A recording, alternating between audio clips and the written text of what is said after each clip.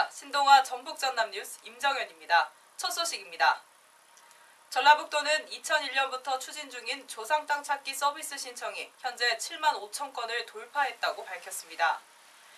조상 땅 찾기 서비스는 그동안 재산 관리에 소홀했거나 불의의 사고로 조상의 토지를 파악할 수 없는 경우 사망한 조상 명의의 토지나 본인 명의의 토지 현황을 국토정보 시스템을 활용하여 찾아주는 행정 서비스입니다. 서비스 이용자가 지속적인 증가세에 있으며 이 같은 현상은 최근 경기 침체와 같은 분위기 속에 지속될 전망입니다.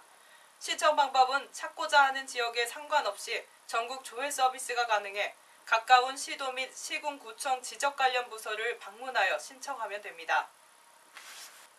전북도는 단체 생활을 처음 시작하는 초등학생의 감염병 예방을 위해 입학 시 4종 백신에 대한 예방접종 기록을 확인합니다.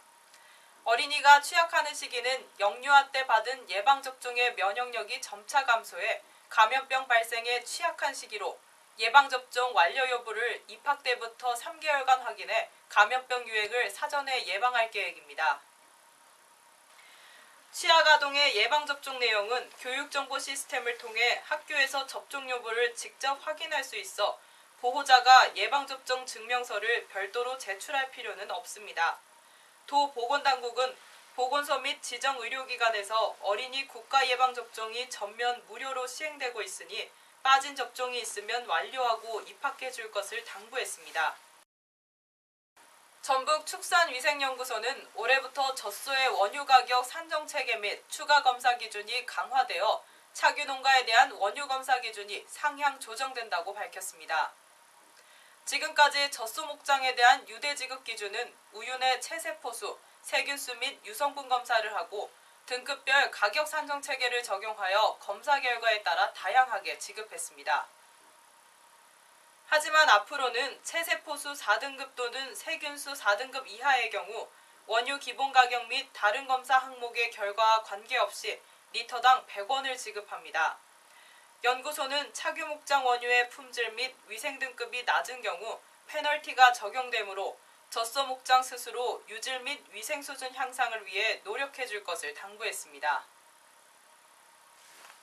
전라남도는 이낙연 도지사와 유종일 롤링주빌리 은행장이 생계형 채무자 빚 탕감 프로젝트 업무 협약을 체결했다고 밝혔습니다.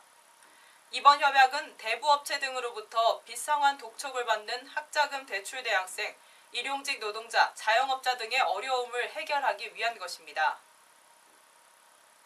뜻있는 도민들의 성금을 모아 금융기관이 가지고 있는 채권을 매입해 소각하는 방식으로 진행됩니다.